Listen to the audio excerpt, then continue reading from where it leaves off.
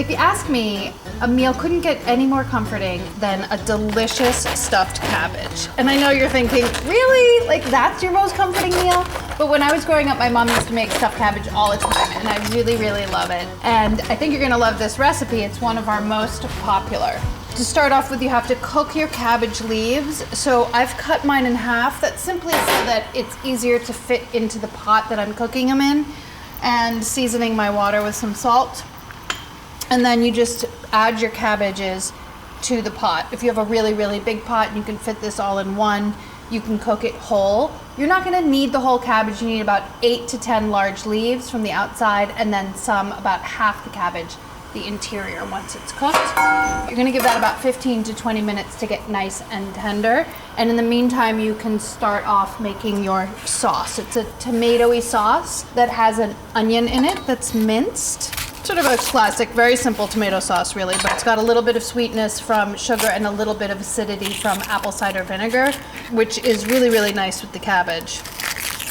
When I was growing up, the one that my mom made, it has jelly in it, either grape or apple for the sweetness, which also adds some acidity. It's really interesting. And it's a tomato sauce, but it has jelly in it. Very delicious. Mince your onion. Dice it. It doesn't have to be fully minced. So you need about 1 medium onion. That usually yields about 1.5 cups of diced onion. I recently did a poll in a segment, I'm not sure if you guys saw this, on who uses pre-cut garlic in their recipes, and I'm happy to announce that about half of the people said that they cut their own garlic, which made me very proud, because I think it's worth it. 2 cloves of garlic. Speaking of. And all the people that answered agreed with me that the reason that they chop their own garlic is because it tastes much better. It was really fascinating to hear what everybody said. So keep your comments coming. I really love hearing from you. I'm gonna move this pot to the back so I can start cooking my sauce in a saucepan. The sauce is really simple, has the onion and garlic sauteed in about a tablespoon of olive oil. You want it to get tender, translucent, about 5 minutes.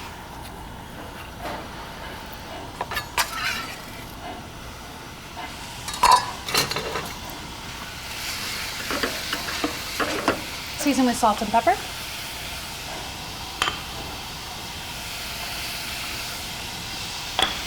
When your onions are translucent, you can add 2 cups of crushed tomatoes. This comes from a 28-ounce can. It's not the whole can though. You can freeze the remainder.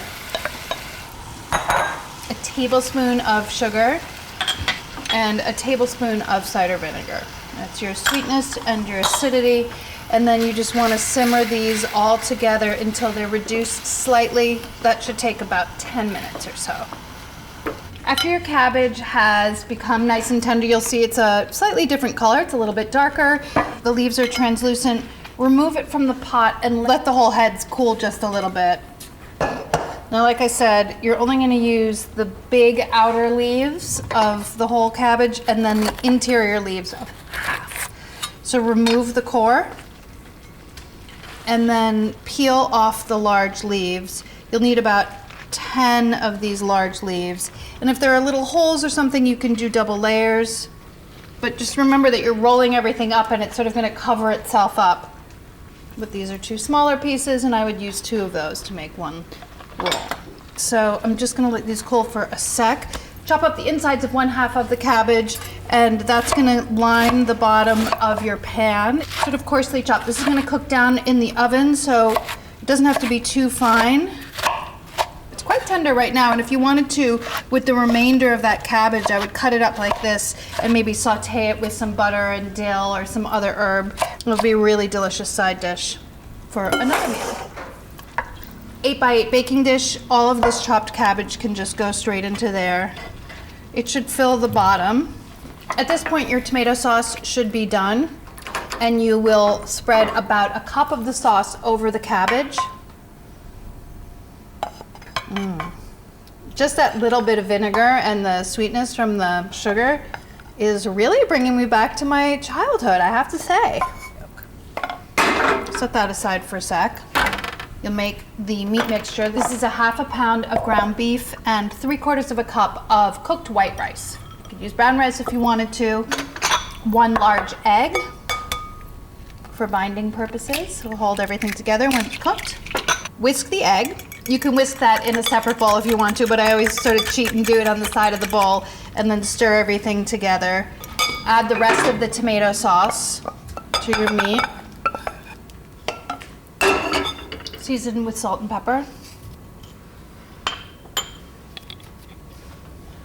You can stir this together with your hands. I'm just going to stir with my fork, just gently so that everything combines, but don't overdo it. You don't want to overwork your mixture so that it gets tough.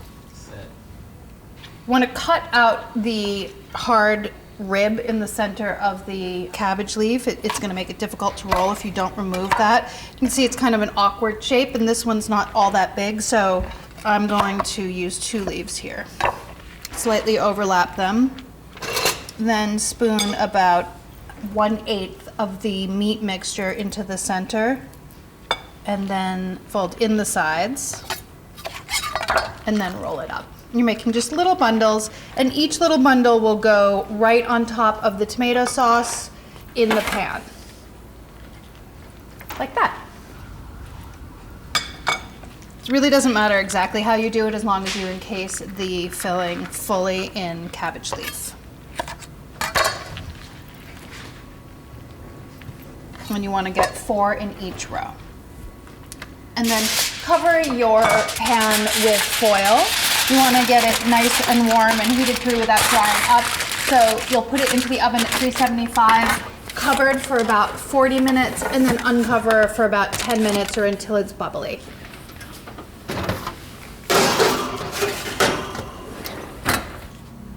Let's check to see if it's done. This is a great dish to make ahead too if you want to, because you can assemble the entire thing and then just keep it in your refrigerator until you're ready to bake it. Even if you wanted to freeze it, you could. You just might want to make a little bit of extra sauce if you want to bake it from frozen, because sometimes that absorbs a lot of sauce as you go. But I bet you could do that. I haven't personally done it, but I think you could. And then scoop it out, and there's like a lot of delicious cabbage there on the bottom. Make sure you get that sauce. And to give it a try, you probably should let it cool for like 10 minutes before you eat it. Soul satisfying, right? Guys, tell me what's your favorite dish that your mom made for you when you were growing up. Write in the comments below. And don't forget to give this recipe a try.